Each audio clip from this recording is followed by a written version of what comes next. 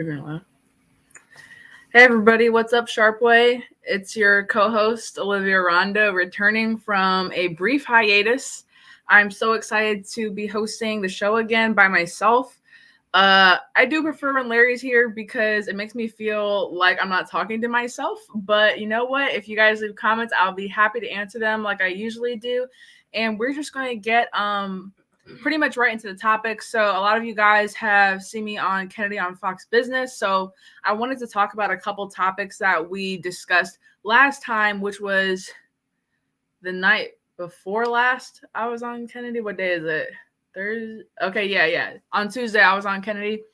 And the two topics from Kennedy that I wanted to or is it three topics? The topics from Kennedy I wanted to steal are centered around the CDC's statement on miscommunication, how the CDC director Walensky, Rochelle Walensky, I believe, has apologized for miscommunicating through the COVID-19 pandemic and has promised to improve the CDC's communication in following years. However, my statement on Kennedy was that I think lose their job for this because it's not really about, COVID evolves, the science evolves, therefore the arbitrary guidelines must evolve. That's not really what's happening. Going from the messaging that it's 14 days to test negative and become safe to be around people again to 5 days, just so job growth looks like it's happening, is really corrupt. So we're going to talk a little bit about that. We're also going to talk about the CCP. Another topic we talked about in Kennedy on Tuesday was how U.S. Olympic athletes have been advised to leave their cellular devices in America because the CCP is allegedly spying on Olympic athletes, or American intelligence has said that will happen if they take their phones over there. For more background information, the athletes also have to use a Chinese Communist Party approved app to access social media and access contacting people back home in the States. Because if you don't know, Facebook, Instagram, American social media companies are not allowed in China. They're banned. So to access those, they have to go through a Chinese server. And people think they're going to spy. And I think they're going to spy. So I think they should not do that. So we're going to talk about some more human rights violations in China. Another topic that we talked about on Kennedy was Chamath, Indian last name, not even going to attempt to pronounce it, but he's a minority owner of the Warriors NBA team. And he said on his podcast, and this is not really taken out of context, in my opinion, this is his own podcast. It wasn't edited funny, but he said on his own podcast that he doesn't care about the Uyghur Muslim. It's the cold, hard, ugly truth that nobody cares about him. This is his words, not mine. And that the Uyghur Muslims and the atrocities being committed against them by the Chinese Communist Party are below their line, below his line of caring. So those are the things we're going to talk about today. I also wanted to talk about MLK Day because that just happened. I wanted to do a sit down straight to camera video on it, but I was traveling that day and I didn't really have time to get to it. I will be having more videos come out this week. I'm going to March for Life tomorrow. I know that libertarians are very split on this issue, so I'm going to try to cover that with as much objectivity as possible and trying not to, insert my own opinion too much as I try to, just be a reporter at these events. On Sunday, I'm also going to DC's anti-vaccine mandate rally. And I know libertarians feel very, very strongly and are pretty much all on board with that one and on the same page with that one. So that's going to be a fun video. Hopefully I'm able to interview some interesting people. And we're going to get started. Feel free to ask any questions as I go along. And we should probably be good for until about 8 or 8:30. So hopefully you guys stick around. And we have some comments.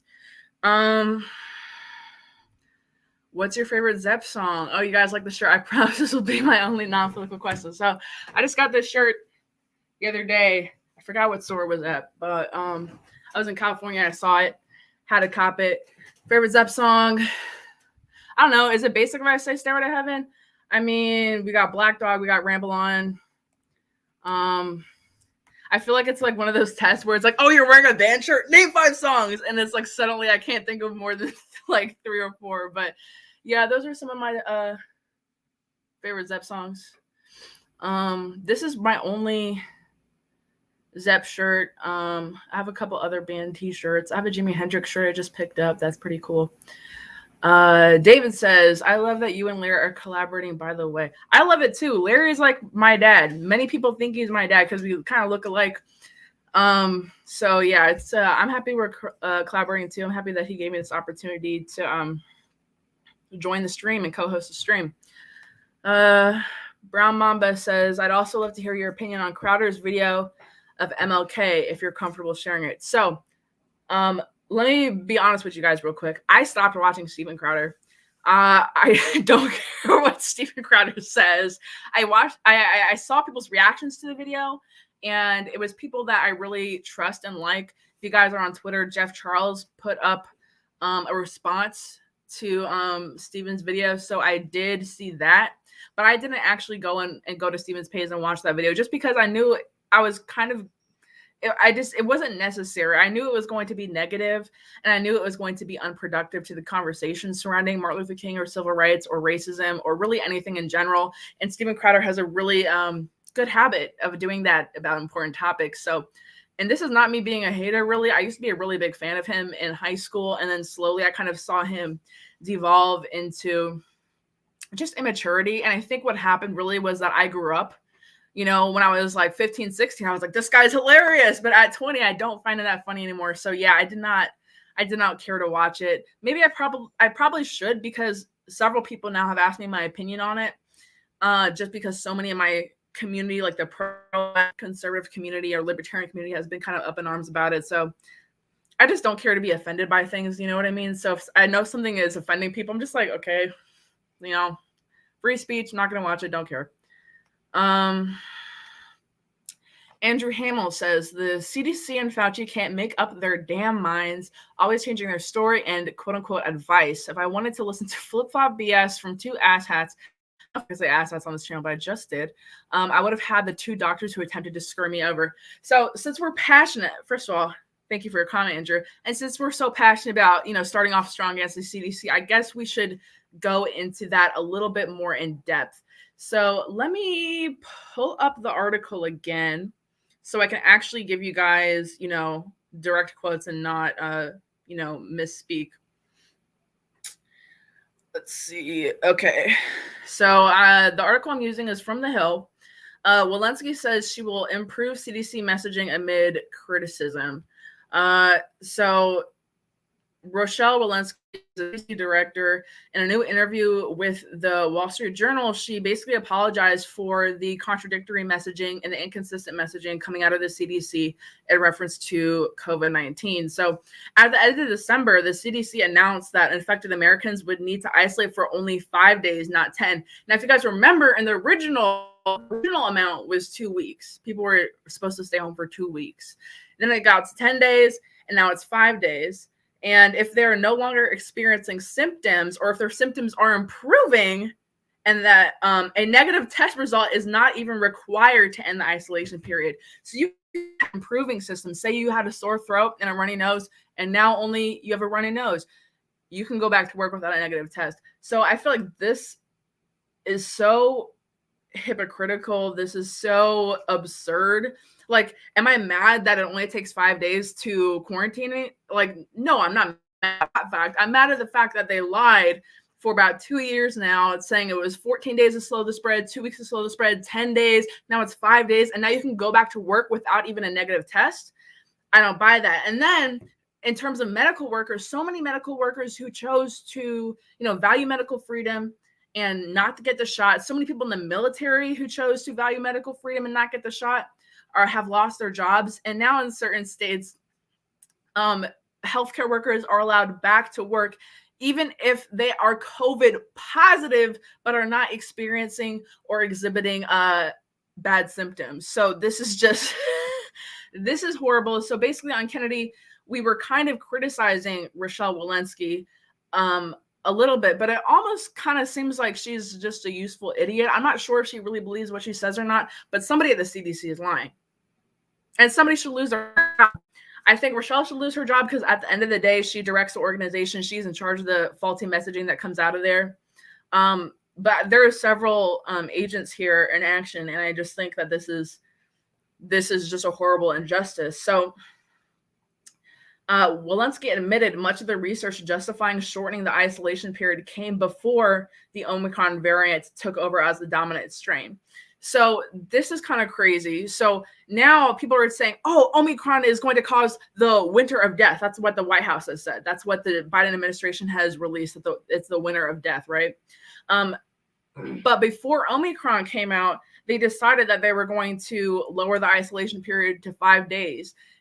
Even in the light of this new messaging from the White House, that it's the winter of death and that Omicron is the deadliest thing since the bubonic plague, it's still at 5 days. So that just goes to show it's not science-based. It's very political.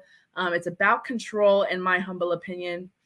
Walensky also told the Journal that she plans to hold more solo media briefings in the coming months to kind of, spread some more information and give us updated information. But there was this one quote that she said that kind of really irked me.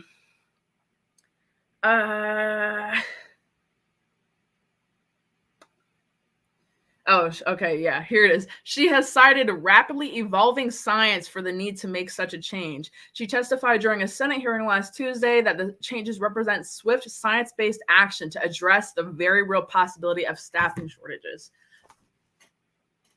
Can we just read that back? Let's actually read that back. The swift science-based action. So changing it from 14 days to 10 days to 5 days is swift science-based action, even though it took place over the course of 2 years. That's not very swift to me. To address the very real possibility of staffing shortages. Oh, so the staffing shortages that y'all created, suddenly the science is on your side and people can go back to work. People can go to work positive. People can work in nursing homes, COVID positive. People can work in hospitals, COVID positive, as long as they're not displaying a lot of symptoms and they wear their N95 mask. That's not what I was told. That's not what people last year were told when their grandparents were dying in nursing homes and they couldn't visit them. That wasn't what people were told last year when women were giving birth alone and their partner or their husband or their mother or their doula or whoever can't come visit them. They can't have visitors because it was COVID. It doesn't matter if you wore a mask. It's such an injustice. And the fact that they're letting COVID positive people into nursing homes, I believe this was in definitely an East Coast state that they announced this. It might have been Rhode Island or Connecticut or somewhere up there. I'm bad with geography, but it was a state that was close enough to New York to feel the brunt of the nursing homes in New York being COVID death zones for elderly people because nurses were coming into work COVID positive and the masks just didn't really work or do much of anything. So the fact that they're now allowing COVID positive people into nursing homes is ridiculous to me. I'm not one of those people that thinks that COVID is like fake. I think that for my generation, it's very unlikely that I would suffer poorly from COVID. So I make my personal choice to protect myself how I see fit. But for people who are, my grandmother's age, who she's in her mid 80s, she's immunocompromised, keep COVID positive people away from my grandparents. That's what I want to hear. And that's what most people will want to hear. So I just think that is ridiculous. Let me see if there's anything else, any other points of this article I wanted to address. Walensky also said she intends to address gaps in national collection of public health data and says she has the Biden administration's support to modernize data collection efforts. Again, the CDC and the White House have been inconsistent with each other, have contradicted each other just recently. The White House released that statement saying that it was going to be a winter of death, and the CDC said 5 days and you can go to work if you are positive and just asymptomatic. So I don't know what's going on with the communication between the White House and the CDC, or Walensky and the CDC, or the CDC and the public, but it's all messed up. It's seriously all messed up. Let me read some comments and scroll up a little bit. Okay, David Cameo says, I stopped watching Steven Crowder too. It's just shit posting. Sometimes he makes good points, but too much toxicity to wade through to get to it. Yeah, I think some of his political points were good. Like I said, I watched him in high school. He was definitely part of me, getting onto political YouTube and political social media and all that. So I'll give him credit for that.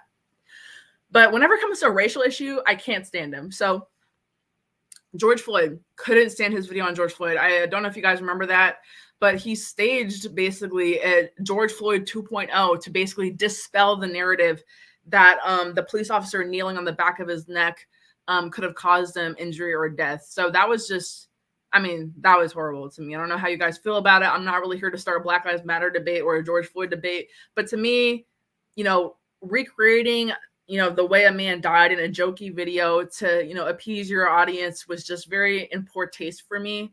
So that was about a year ago, I believe, or a little bit less than a year ago. And ever since then, I was just like, yeah, I'm cool on the Steven Crowder. Liberty or Death says, trust the science, bigot. You know what? I'm sorry. I guess I should. Another comment from David. I'm more upset with people in this administration from left to right to center. We're reacting to government / taking their lead on how we respond rather than doing what's right for ourselves and our community. I agree wholeheartedly, David. This COVID thing has seemed to be kind of a new religion, and you have to trust their gods, which are the CDC, the government, the World Health Organization, and Fauci. And the Biden administration, or you are excommunicated, or they look at you as a criminal, or they look at you as anti-science or an anti-vaxxer. And as far as I know, I'm really nothing of the sort. There are vaccines that are good, and you should take them if they help you. I think you should also be able to make that choice.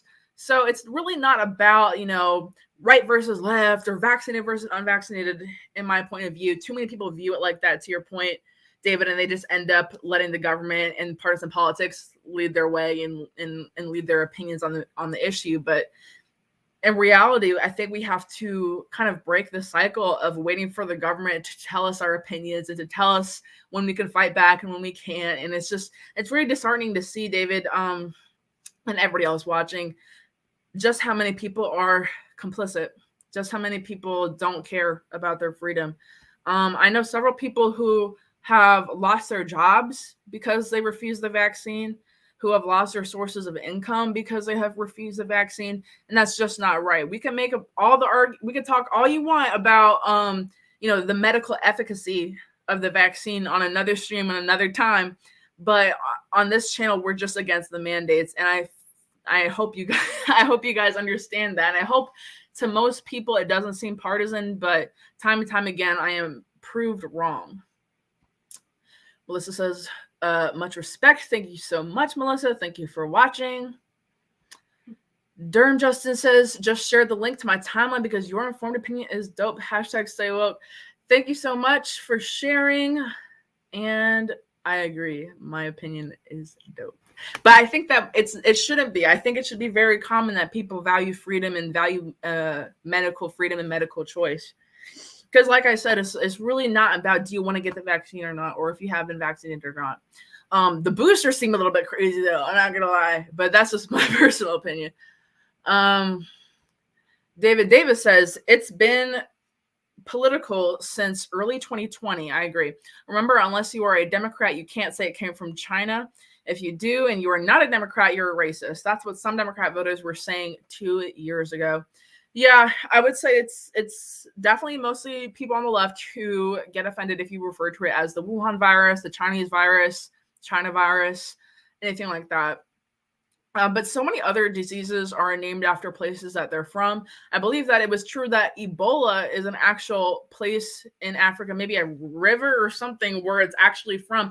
But that's not offensive and it's not racist. People definitely have a weird need to defend China at any cost. And when I say China, I'm obviously not referring to ethnic groups in China or the Chinese citizens or the Chinese people. I'm talking about the Chinese Communist Party, the government that controls us, and the Wuhan lab. And of course, the Wuhan lab was in collaboration with our country. We have been sending them, Fauci has been sending them money, and we've been funding them for who knows what. So it's really not about Chinese people. It's about the elites in both of our countries, controlling stuff. So yeah, completely reject the narrative that referring to it as a China virus or even mentioning that, coronavirus or COVID is from China is racist.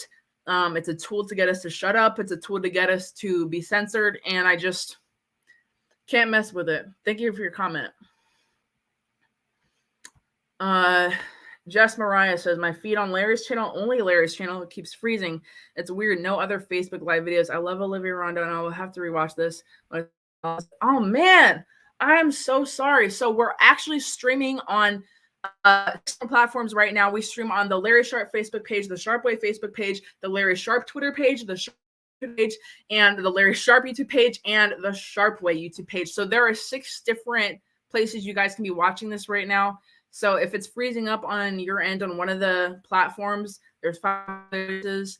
So I hope you do get a chance to watch. But thank you so much for a compliment, and I hope you do get to watch the replay at least. Alice says they are putting COVID positive nurses in nursing homes in New York State. They have had shots and firing the ones that don't. I don't get it. I don't get it. So it doesn't stop transmission. That's what they've said. They've admitted that it doesn't stop transmission. It doesn't stop getting it. What it does improve is your reaction to it. You won't get as bad symptoms. So if it doesn't stop transmission, what is the point? What is the point of making this a public health issue when it's clearly a personal health issue? It's going to reduce the symptoms for yourself. It's not going to reduce the symptoms for somebody else. It's clearly a personal health issue and not a public health issue.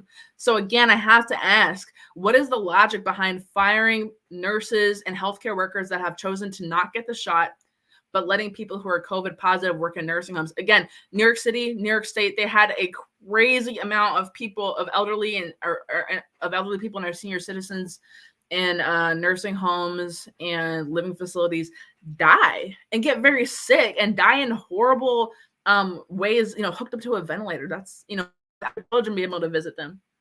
That's no way to go. And it just goes to show it's not about science. It's not even about the vaccine.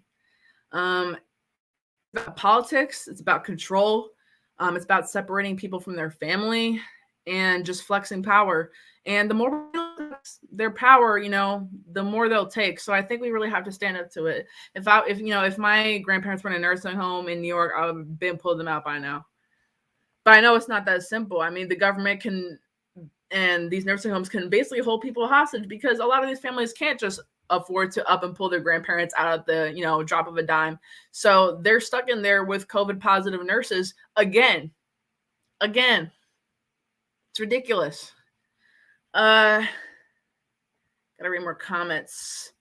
Eric Woolworth says the UK had a FOIA request released showing COVID deaths for 2020 and first 3 quarters of 2021 went from over, what does it say? Oh, 170,000 to 1,700 when they filtered out the comorbidities, according to Dr. John Campbell. Yeah, so when you look at it, it's mostly people who are obese, morbidly obese, very overweight, who are having these problems. It's people who are elderly. It's people who have recovered from ailments such as cancer, heart disease, liver failure, things of that nature. Anything that would really attack your immune system and make your immune system weaker. That's not to say that we shouldn't be worried about those people and want to protect those people. Like I said, COVID positive people should not be working in nursing homes where people have comorbidities. They should not be working in nursing homes where people are 90 years old and don't have the lungs to fight off COVID. It's crazy. But yes, it's just largely not dangerous for people who are under a certain age, who are under a certain BMI, who do not have pre-existing conditions. So as somebody who, falls into the category of 20 years old, not morbidly obese, and has no pre-existing conditions, I'm okay. David says Crowder and George Floyd 2.0. Yeah, definitely unnecessary. It was just stupid. Alice says there are remedies for COVID and need to be put out in public. This is being silenced. I mean, I can't say, I'm not a scientist, so I'm not going to sit here and say, well, take ivermectin, that'll cure your COVID, or take drain cleaner, that'll cure your COVID. I'm not going to tell you. All I can say is you should have the choice to do whatever you want. Liberty or Death says questioning science is literally science.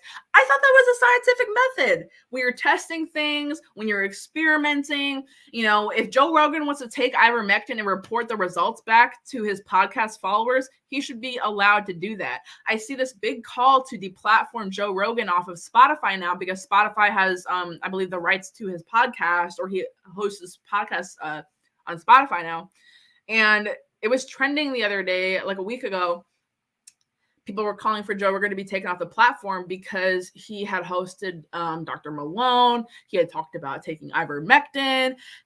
How is having conversations with doctors and reporting an experiment that you did with your medical team anti-science?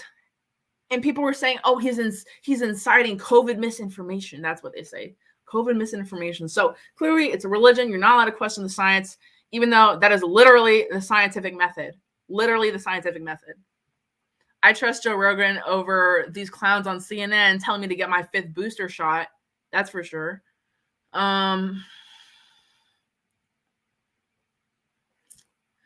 comment from Liberty or Death. The vaccine debate is simple. If you're healthy, then you don't need it. If you're in a risk pool or multiple risk pool, then you should probably get it. Me personally, I think it's poison.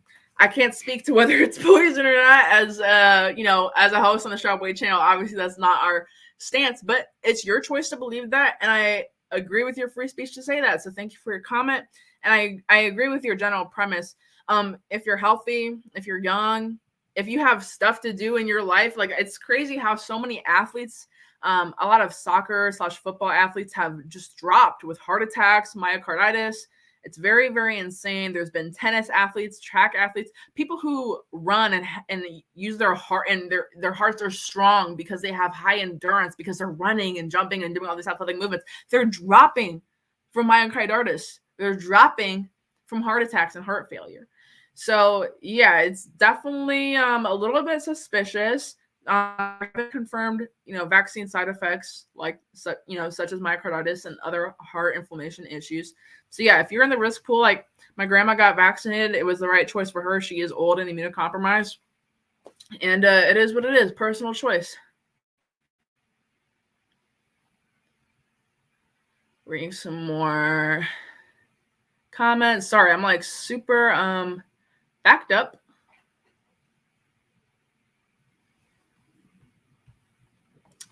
Another comment from David Cameo. I hate to say this, but I'd be less loath to have a mask mandate debate than vaccine mandate. You can take a mask off at least. I'm not pro-coercion, mind you, but the argument is more sensical.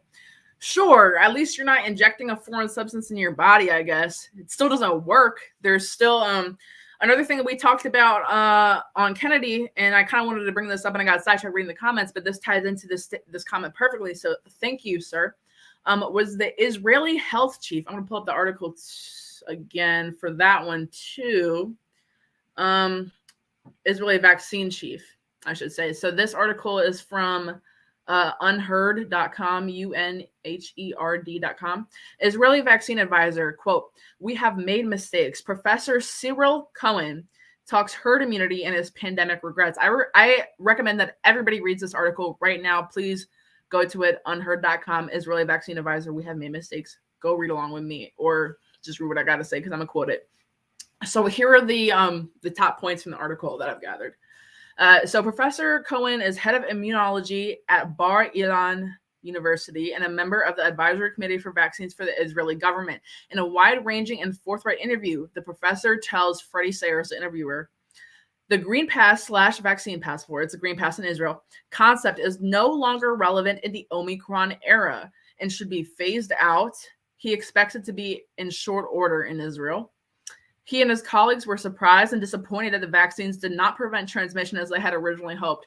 So they probably had good intentions. I'm not saying that people created the vaccine to kill the population or sterilize the population or chip the population with 5G or any crazy stuff.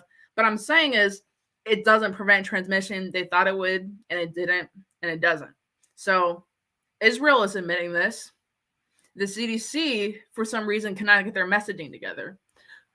More points. The biggest mistake of the pandemic in Israel was closing schools and education. This is from Professor Cohen, who is the head of immunology.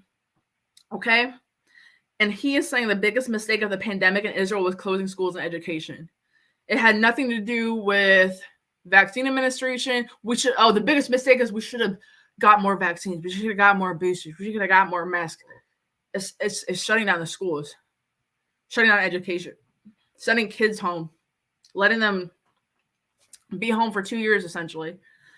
Another point, excuse me. Widespread infection is now an inevitable part of future immunity, otherwise known as herd immunity. So that's another thing that Americans are not talking about. Americans are not talking about natural immunity / herd immunity that people get from just contracting COVID. And it's crazy because I think everyone now has kind of accepted that they're just going to get it unless you don't leave your house ever. And people are still not talking about the herd immunity and natural immunity. So clearly the CDC has much more to apologize for than just, shortening the isolation time from 10 to 5 days. They also have to address the fact that the biggest issues are closing down schools, closing down education, and ignoring natural immunity, and of course, violating people's medical freedom. Another point is Omicron has accelerated the pandemic into the endemic phase, in which COVID will be like flu. YouTube, please do not take this down. Facebook, please do not take this down. I am quoting a medical professional, one of the top immunologists in Israel, and they have handled this pandemic, to the best of their ability, and now are apologizing and saying that it's wrong. So the CDC, Rochelle Walensky, please listen up. I'm going to read a couple more key quotes. Especially with Omicron, this is a verbatim quote, especially with Omicron, where we don't see virtually any difference. There is a very narrow gap between people vaccinated and non-vaccinated. Both can get infected with a virus more or less at the same pace. Whoa. Did he just say that? He sure did. And they're honest. You can tell he's honest. He apologized for their mistake. They want to reopen the schools. They thought that the vaccine would work, and over there it didn't in terms of transmission between people. Unvaccinated and vaccinated people get Omicron at virtually the same rate or a similar rate. It's insane.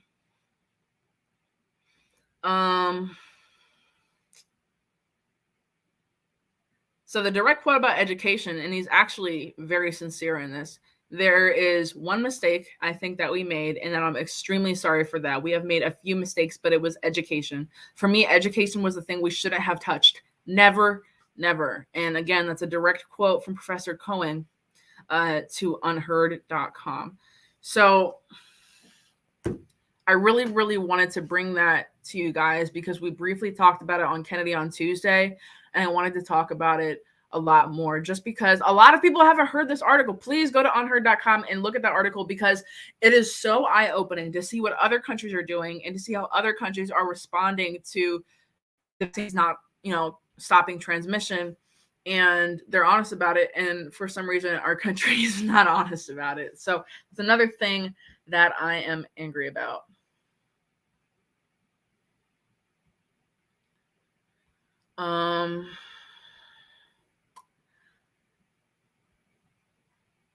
Let's keep reading some comments.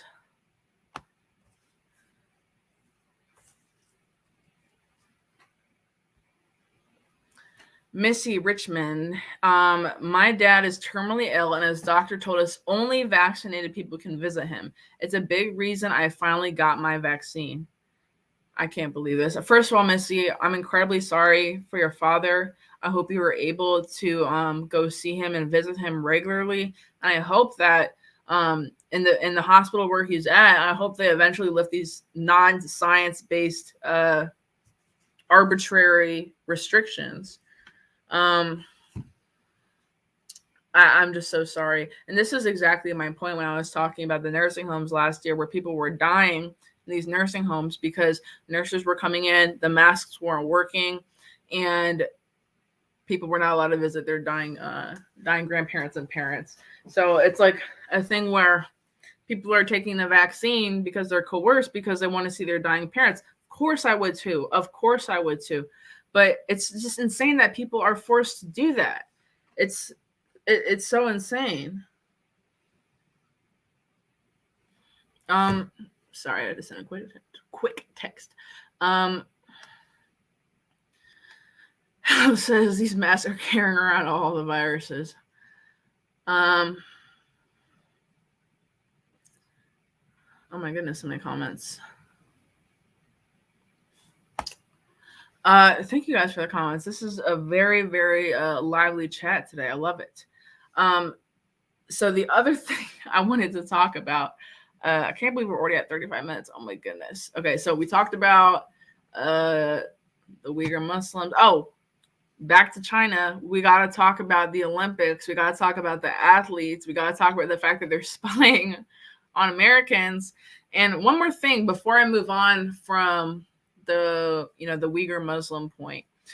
So the Warrior, of course, Chamath, the minority owner, he owns 10% of the Warriors NBA team, made this point about not caring about the Uyghur Muslims, and saying it's below his line of caring. He was very disrespectful. The person who he was interviewing or on the podcast with was completely horrified by these statements, and he kept doubling down. It was just so unempathetic and so unimpressive.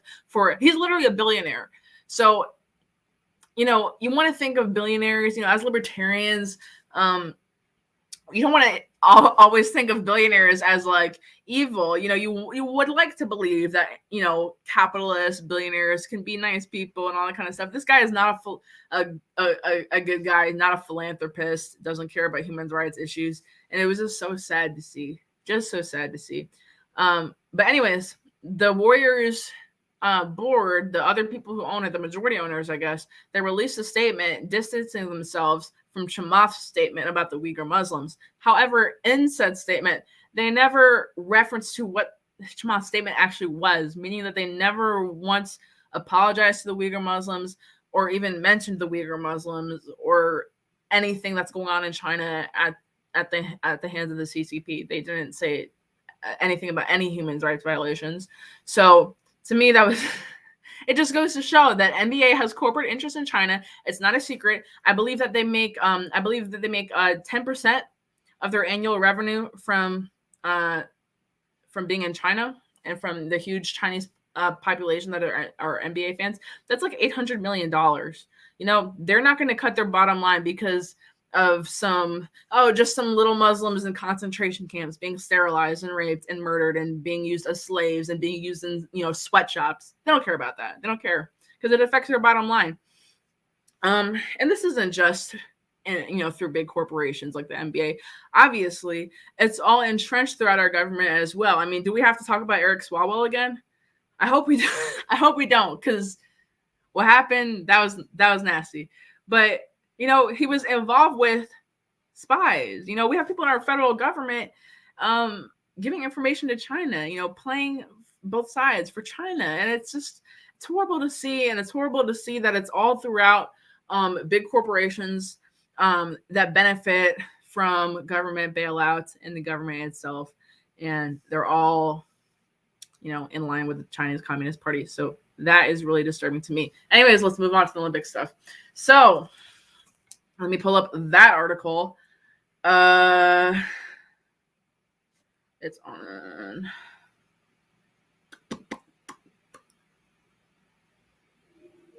So the Olympic athletes have been advised to. This is from Yahoo. This is from Bloomberg, actually. Okay. I hate the fact that I'm using a Bloomberg article right now. But Olympic athletes advised to leave phones at home to dodge spying. So this is insane.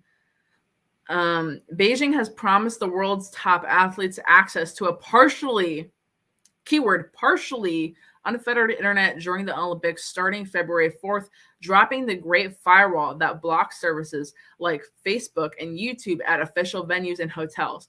So while the American athletes are at these Chinese communist hotels using their Chinese communist apps that have been partially unfettered, they are allowed to access American social media and contact their friends and post and all that kind of stuff.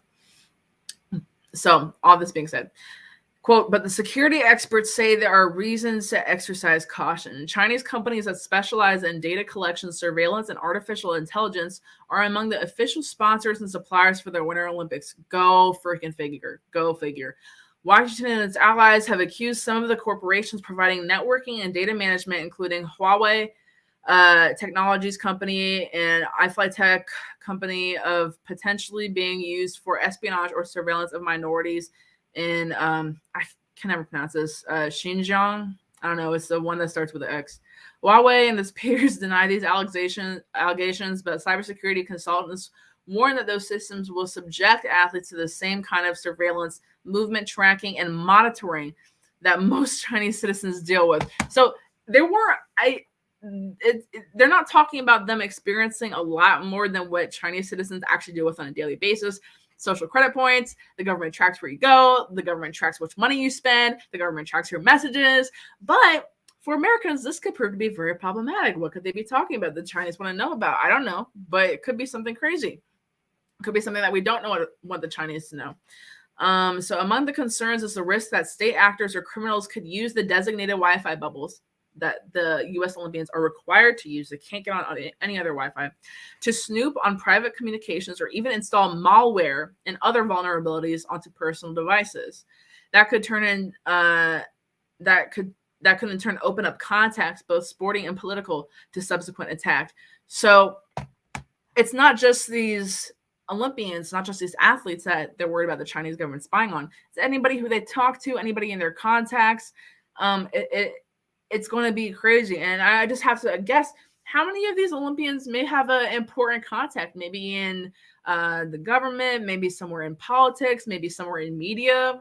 You know, sports are covered in media. Sports are sometimes political. It could get messy. Definitely could get messy. So Larry Diamond, the senior fellow at the Hoover Institution at Stanford University, says, quote, "My advice to athletes would be to go buy a cheap second phone and don't use your principal iPhone or Android system. We don't know where this is headed. The only thing we know is that China is constructing the most sophisticated authoritarian digital surveillance state, and I don't think people should be blasé in taking their equipment to interact with that." So this is crazy. U.S. academics and U.S. officials and people in the Olympics and athletes are saying, buy a trap phone and take it to China. Buy a trap phone. So if they spy on your conversations, they don't find anything interesting, they don't find anything important. How insane is that? How insane is that? So I can't believe this. The Beijing committee has rejected the reported advice given to athletes. Obviously, I mean, of course they're going to deny it. Saying this is completely groundless and these concerns are wholly unnecessary. The committee said China had passed several cybersecurity laws that provided protections for privacy and data security for its citizens and foreign visitors. You know what's crazy? I don't believe that. I wonder why. Probably because I have no free speech. Anyways, China's government blocks swaths of the internet to maintain control over public discourse at home. It's dropping that blockade as part of a pledge to put on a simple, safe, and splendid game. That's a quote. An opportunity for the country to showcase its rising economic and political prowess. Okay, so they're going to give people free speech and uncensored access to the internet to show the world their economic and political prowess. That sounds very promising. I really hope they do that, but for some reason, I just don't believe it. But its alleged track record of drafting companies and widespread surveillance, such as by keeping tabs on minorities, has raised alarm bells. And you know what? It's so funny that Bloomberg keeps saying minorities. What minorities do you think these guys are talking about? Do you think they're talking about like black people or white people, or probably the Uyghur Muslims, probably Hong Kongers, probably, some minorities that China is actually committing atrocities to. But of course, Bloomberg is not going to say any of them by name because Bloomberg is Bloomberg. And Bloomberg is owned by Mike Bloomberg, and he's a billionaire. And a lot of these billionaires have ties to China and have a lot of business in China. So obviously they're not going to say it, which is another thing that annoys me, and which is why I mentioned the website, because I know that these articles are biased. I know I'm not going to find out, the real truth on here. So take everything this article says with a grain of salt.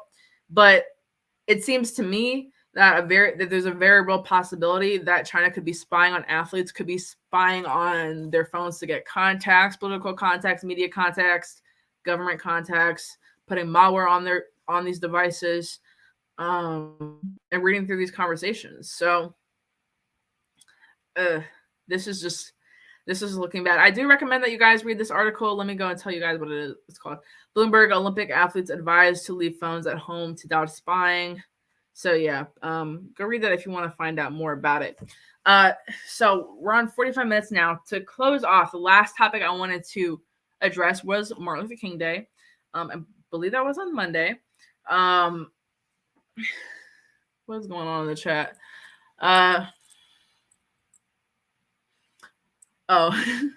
Dave Davis says bombs away Swalwell. Well, what did he do this time? I'm not gonna get into too much detail. Just Google Fang Fang. Fang. Name of the spy that he was involved with. Anyways. So Martin Luther King Day came and went, and I published an op-ed on based-politics.com, which is a new website started by Brad Palumbo, Hannah Cox, and Jack Hunter, who I love them all. I'm a big fan of them all, friends with them all. We all share each other's articles all the time. So I was really, really happy that they wanted me to write an MLK piece for their website. So the I'm gonna bring it up. Actually, let me just bring it up on my phone so I can read it, or read the excerpt, I should say. Because I just wanted to give you guys kind of a sneak peek of it and expand on some of my points a little bit more. And I do recommend that you guys should read it. And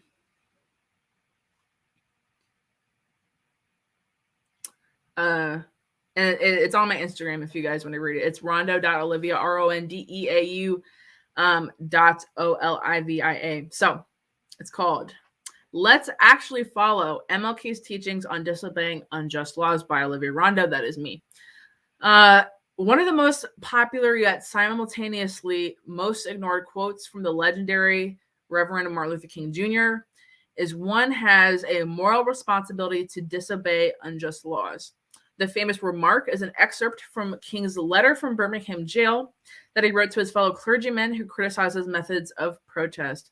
King had been arrested following a nonviolent demonstration. Marches, boycotts, sit-ins, and other forms of peaceful noncompliance, keyword noncompliance, we're talking about that a lot, to protest racial segregation were long utilized by King and other civil rights leaders. Quote, I am in Birmingham because injustice is here, King stated simply.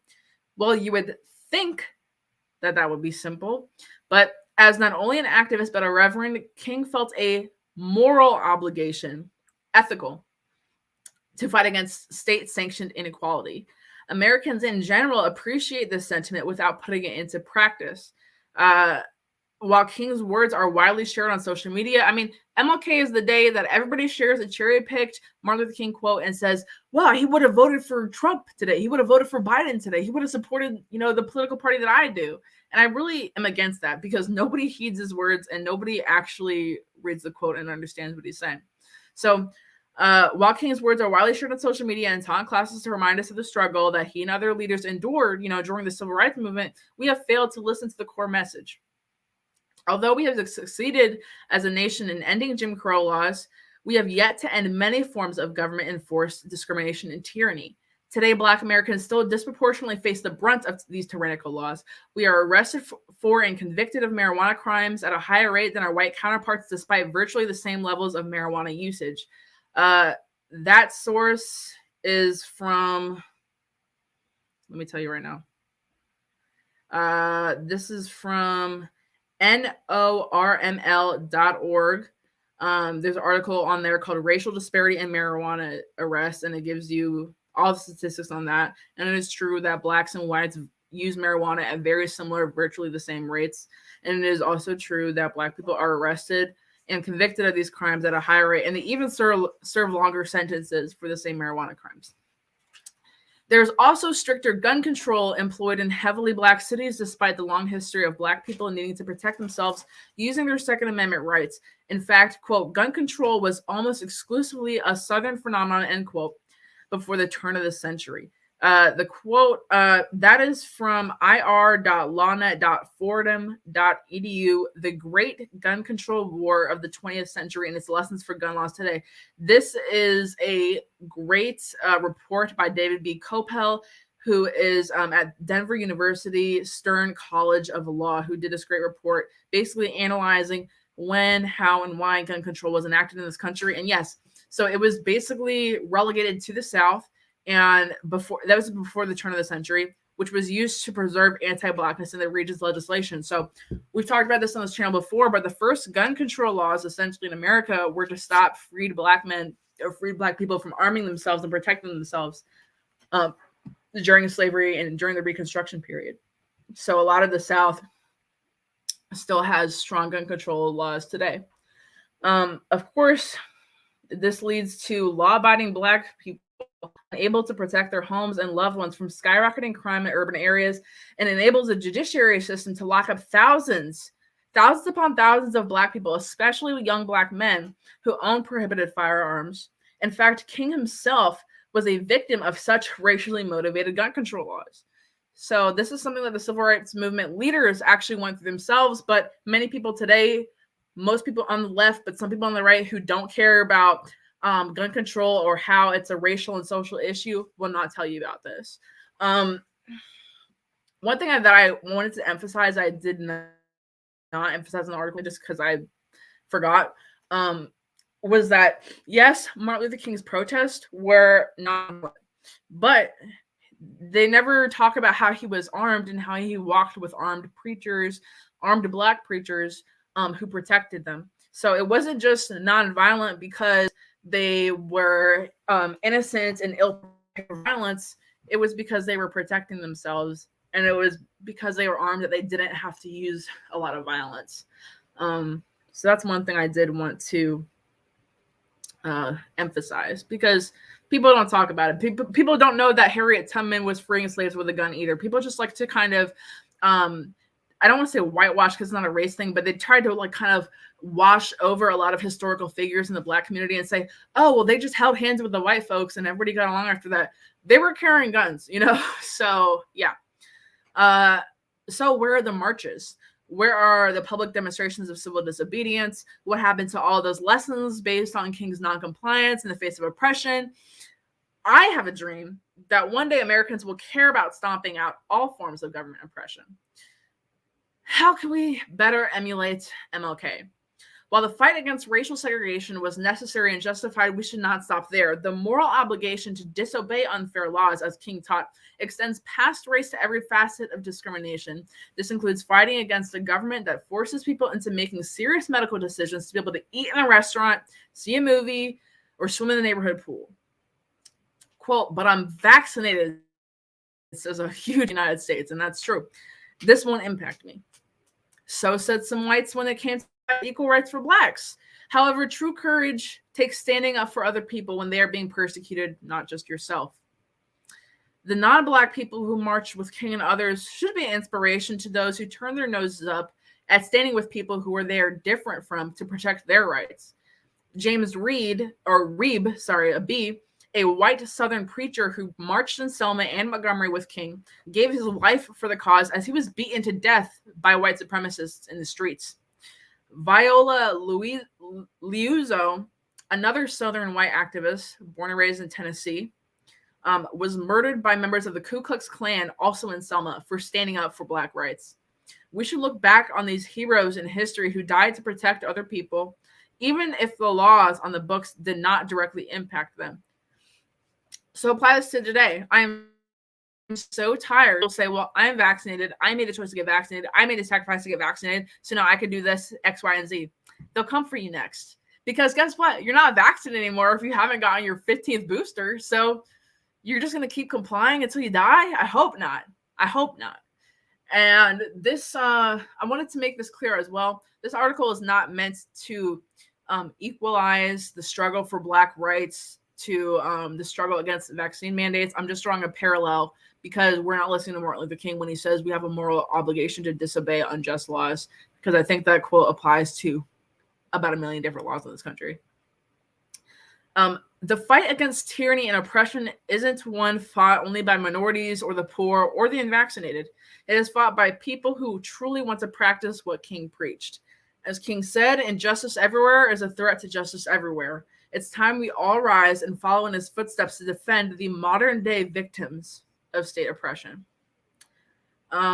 So yes, please check out my article. I just read the whole thing, but if you would like to read it for yourself or share the link to anybody else, post it on Facebook, please do. I would love that. It's at basedpolitics.com. There's a dash in between based and politics, and it's called Let's Actually Follow MLK's Teachings on Disobeying Unjust Laws. So please check that out if you guys want to. I am going to check out some of these comments. Thank you, Smog4181. You are gorgeous. I love Led Zeppelin. And New York is looking sharp in 2022. Let's go. New York is looking sharp. Thank you for the comment. And thank you for supporting the Sharp Way. Got a lot of comments from Alice. Thank you so much for participating. We have natural rights. I agree. They have brainwashed people with a lot of local TV and newspapers, etc. Our local government officials are all involved with this being paid off. And we need less government. I wholeheartedly agree, Alice. I was wondering if you guys have any other questions about any topic I've talked about tonight. We are coming up on an hour. And I'm happy to answer you guys have. Let me just see if there's any I missed. Oh, another one from Alice. People are dying without seeing people they love. So unfair, and people are being stopped from visiting people in hospitals again. When does this end? I would like to know too, Alice. Again, thank you for participating so heavily in the conversation. And to other people, Dave Davis, David Cameo, Liberty or Death, Missy. Thank you guys so much for participating in the conversation. If you guys don't have any more comments, questions, concerns, I'll let you guys see my shirt again because everybody loved it. It's pretty sick. Thank you so much for watching. Like I said in the beginning, I do have some more videos coming up. I still want to do a straight to camera on non-compliance because I've written multiple articles about that for the Foundation of Economic Education and now for Base Politics and also for Timcast as well. If you guys don't know, I am a contributor to timcast.com. That's Tim Pool's website. So go check out all that stuff over there.